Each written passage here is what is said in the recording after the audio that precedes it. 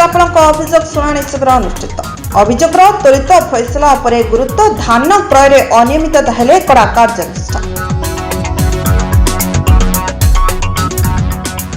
जिलार Boden block परिसर में जिलापाल अभियोग शुणाणी शिविर अनुष्ठित हो जाइए। जिलापाल मधुसूदन दास अध्यक्षतार अनुष्ठित यह शिविर में जिला आरक्षी अधीक्षक अमृत बाल सिंह, जिला परिषद मुख्य कार्यनिर्वाही अधिकारी लंबोदर धरुआ, उप जिलापाल सुरमी सोरेन, बनखंड अधिकारी प्रांतीय अजीज खान, बनखंड अधिकारी केन्दुपत्र ए माधवीलता, अतिरिक्त जिला चिकित्सा अधिकारी डॉक्टर दिलीप कुमार दास प्रमुख उपस्थित थे।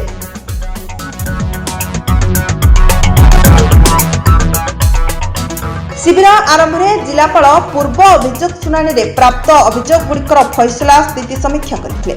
विचाराधीन रही अभियोग गुड़िकर शीघ्र समाधान पर संपृक्त अधिकारी मानक से निर्देश देते। आज शिविर में 51 गोटी व्यक्तिगत और 12टी गोष्ठीगत अभियोग समेत मोट 63 गोटी अभियोग ग्रहण करा। अभियोगकारी समस्या शुणी जिलापाल विभिन्न अभियोग त्वरित समाधान पर संपृक्त विभागीय अधिकारी को आवश्यक निर्देश प्रदान करते।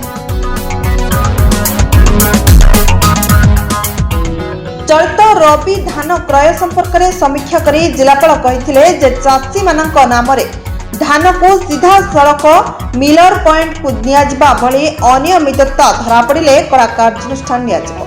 धान क्रय कार्य सफल करने समस्त विभाग सामूहिक दायित्व बोली से कहते। वर्ष को नहीं चाषी माने भयभीत न होगा परामर्श दे से कहते सरकार नीति अनुजाई समस्त धान क्रय करा। धान सुरक्षा पाई खड़ियाल रोड आरएमसी अधीन में पर्याप्त परिमाण पॉलिथिन सीट उपलब्ध रही बोली से सूचना देते।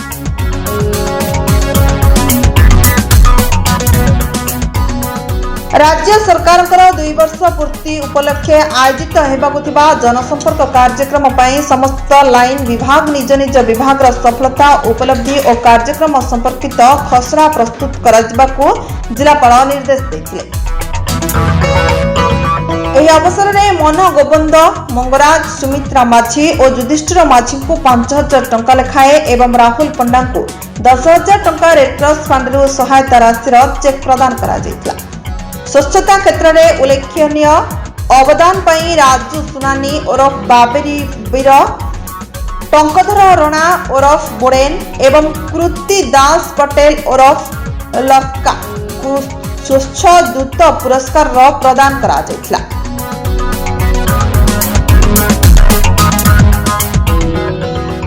अभियोग शुणाणी शिविर अवसर में ब्लॉक परिसर वरिष्ठ नागरिक स्वास्थ्य शिविर एवं आयुष्मान आरोग्य शिविर आयोजन करा।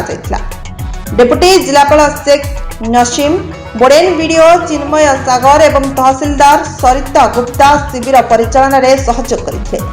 यह शिविर में समस्त जिला स्तरीय अधिकारी, विभिन्न विभाग जंत्री, लाइन विभाग अधिकारी, ब्लॉक स्तरीय अधिकारी एवं कर्मचारी समेत बहु संख्यार साधारण लोक एवं गणमाध्यम प्रतिनिधि माने उपस्थित थे।